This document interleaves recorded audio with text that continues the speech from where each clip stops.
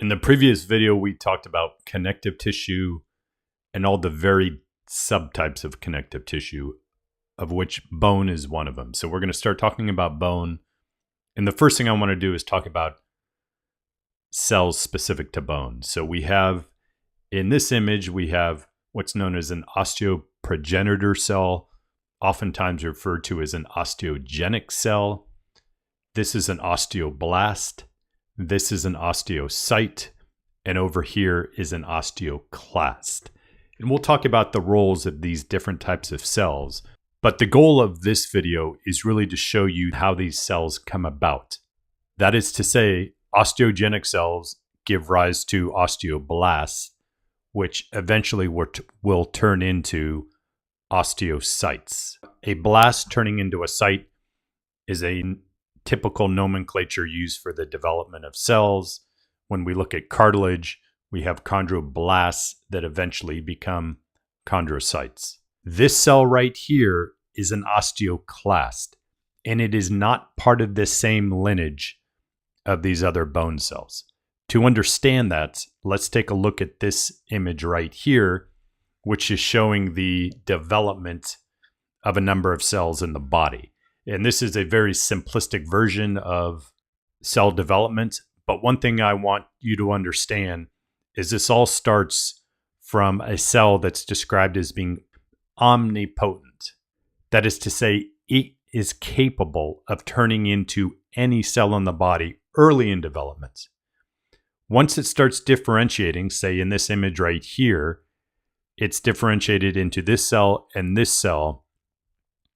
These cells are no longer omnipotent. They can only develop into cells within their expected lineage, if you will. So right here, and I'm not giving this omnipotent stem cell a name, but this I'm going to call a hematopoietic stem cell. Hematopoietic is referring to the blood cell lineage, and this will give rise to all other blood cells. This right here is a mesenchymal cell.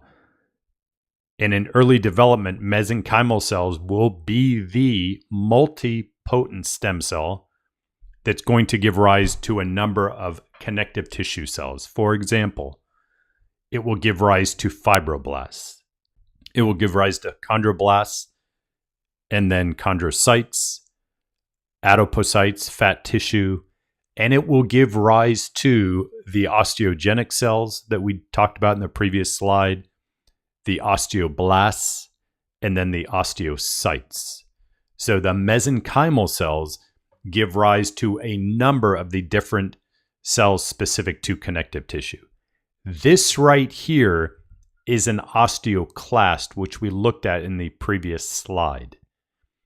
And the whole point of this, really the take-home message that I want you to understand from this slide, is that osteoclasts do not derive from the same lineage as osteocytes and osteoblasts. From the hematopoietic stem cell, that will give rise eventually to red blood cells, platelets, and white blood cells. And along the lineage of white blood cells, we eventually get macrophages and osteoclasts, along with some other phagocytic cells, such as microglial cells in the brain and Kupffer cells in the liver. So osteoclasts are more akin to the phagocytic lineage, in the monocyte phagocytic lineage of blood cells, than they are to the lineage of osteoblasts and osteocytes. So we'll take a look at all the bone cells, which include osteogenic cells, osteoblasts, osteocytes, and osteoclasts.